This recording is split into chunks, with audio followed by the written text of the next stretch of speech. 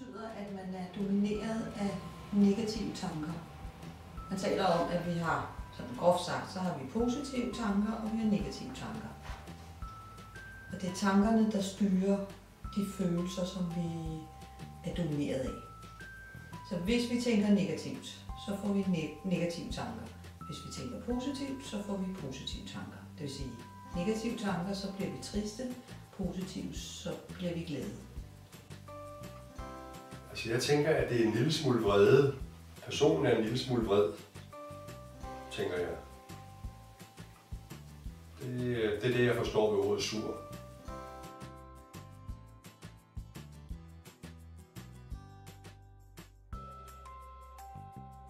Ja, den har jeg næsten svaret på, fordi at være glad, det er så, at vi er domineret af positive tanker. Og positive tanker, jeg tror, jeg vil komme med et eksempel.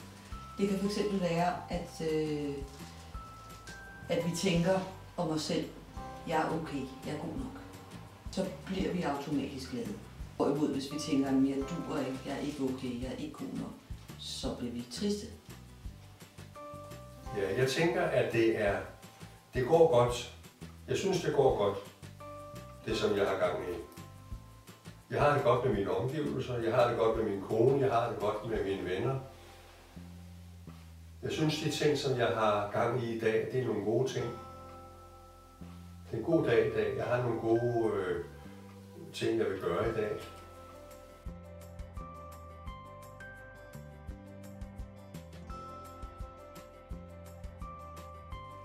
Ja. Og igen, at tænke mere positivt. Altså, hvis jeg nu tænker, hvis det nu for eksempel var en af jer, og hvis I kommer hjem fra skole, og har nogle opgaver, I skal aflevere, hvis så I tænker, nej, det her det kommer til at tage hele resten af eftermiddagen og hele aftenen. Jeg når ikke andet end at sidde med de her møgeopgaver. Det er uinteressant og kedeligt, jeg gider ikke. Så lover jeg, at I bliver i dårligt humør. Hvis I derimod tænker, okay, der er 2 opgaver. Det plejer at tage mig 2 timer at lave den ene opgave, det plejer at tage mig en halv time at lave den anden opgave. Det vil sige, det er 2,5 timer, og klokken er 4 nu, så jeg har rigtig god tid. Så bliver man gladere. Ja, det har jeg. Det er at gøre det, som jeg synes er rigtigt og fornuftigt og dejligt. Og gøre det, som jeg gerne vil, det jeg har lyst til, det som jeg kan finde ud af, det som jeg har brug for. Hvis jeg har brug for at løbe en tur, så løbe en tur. Hvis jeg har brug for at læse avis, så læse avis. Hvis jeg har brug for en kop kaffe, så drikke en kop kaffe. Altså at gøre det, jeg har lyst til, og som jeg har brug for.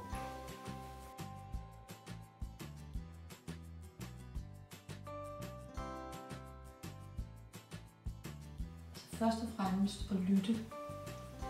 Lad den triste måske spørge lidt.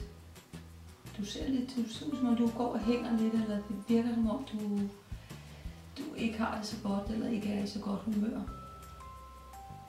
Og så lad være med at sige mere. Fordi stilhed også nogle gange gør, at andre mennesker taler. Og så lytte til, hvad den ven har at sige. Fordi på den måde så kommer vennen af med det, som fylder af udfordringer eller problemer. Ja, man kan for eksempel spørge ham, kan jeg gøre noget for dig? Jeg kan se, at du er trist, kan jeg gøre noget for dig? Kan jeg hjælpe dig på en eller anden måde? Har du brug for noget, som jeg kan give dig? Sig, hvad du har brug for fra mig af. Altså at spørge, hvad personen har brug for, og hvad jeg kan gøre.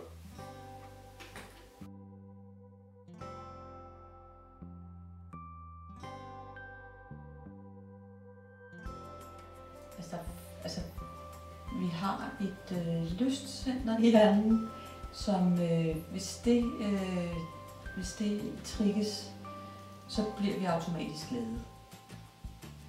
Det vil sige, hvis vi for eksempel spiser noget, vi godt kan lide, så kan vi blive i godt humør. Og så kan jeg vende tilbage til tankerne, men det har jeg sagt flere gange. Hvis vi tænker noget er godt, så får vi det også godt og bliver glade. Hvis vi spejler os i andre mennesker, det ser ud som om de godt kan lide os, så bliver vi også glade.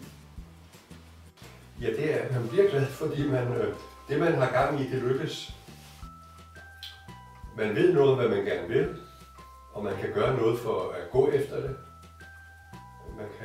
Man kan gøre det, man gerne vil.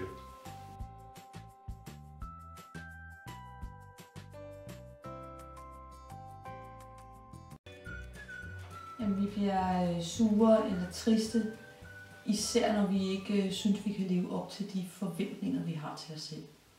Vi har det med at stille nogle krav til os selv om, at skulle være sådan eller sådan eller sådan.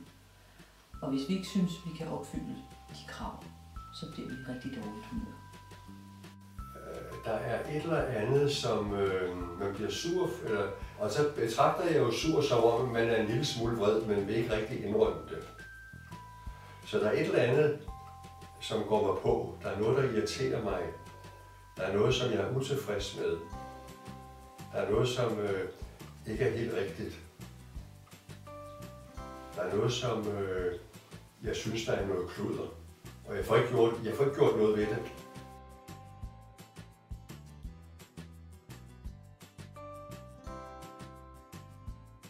Helt sikkert.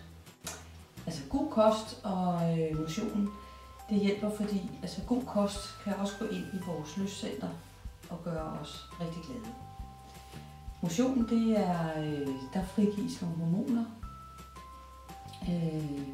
som gør, at som også trigger lystcenteret og gør, at vi lynhurtigt bliver meget, meget gladere.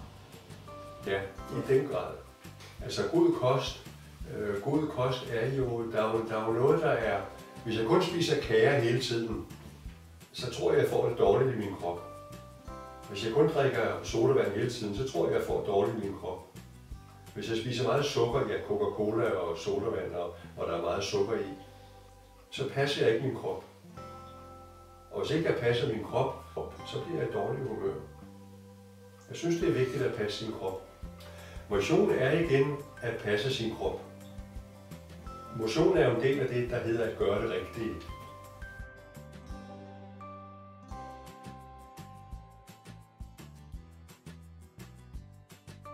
Hvordan jeg hjælper patienter med en depression, det er et meget langt forløb at hjælpe en klient, som er depressiv.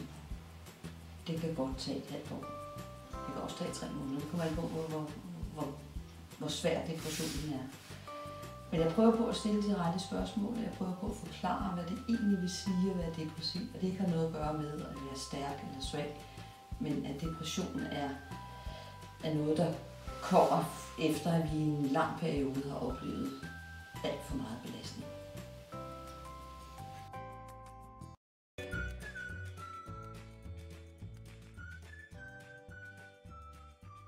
Ja, igen de positive tanker, men jeg kan også jeg bliver rigtig glad, når jeg er i skoven og på stranden med min hund. Og det er formentlig, fordi jeg får motion, frisk luft, og jeg kan se, at hunden den er glad. Ja, det gør jeg. Jamen, det er jo det. Jeg synes, jeg har et godt liv. Jeg synes, at de ting, jeg gerne vil, det lykkes. Jeg synes, at jeg kan løbe en tur, når jeg gerne vil. Vi har en hund her. Jeg kan gå en tur med hunden, når jeg gerne vil. Jeg kan lege med hunden, når jeg gerne vil. Jeg kan læse en god bog. Jeg kan gøre sådan nogenlunde det, som jeg synes er godt.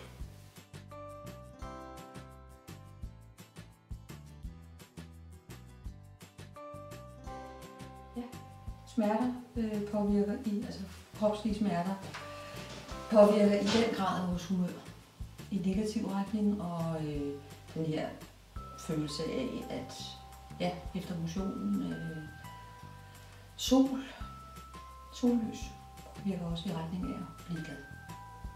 Ja, i den grad. Altså det der er noget med at passe kroppen. Det er noget med at passe kroppen, at der er mange af os, der tænker, at vi slutter her. Der er ikke noget hernede. Det slutter her. Jeg slutter her. Jeg kender det her, jeg kender mit hoved, men hernede, det kender jeg ikke. Så det er noget med at lære kroppen at kende og respektere kroppen og spørge, hvad har kroppen brug for?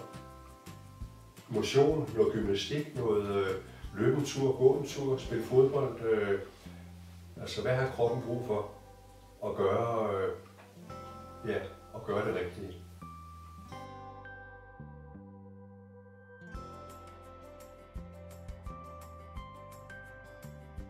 Ja, det er at være trist og være glad er hinandens modsætninger jo. men også hinandens forudsætninger. Altså hvis vi ikke kan blive kede af det, så er vi heller ikke i stand til at blive glade. Hvis vi ikke kan være glade, så kan vi heller ikke rigtig blive kede af det. Så ligger vi og være i sådan et neutralt, alt er lidt ligegyldigt leje.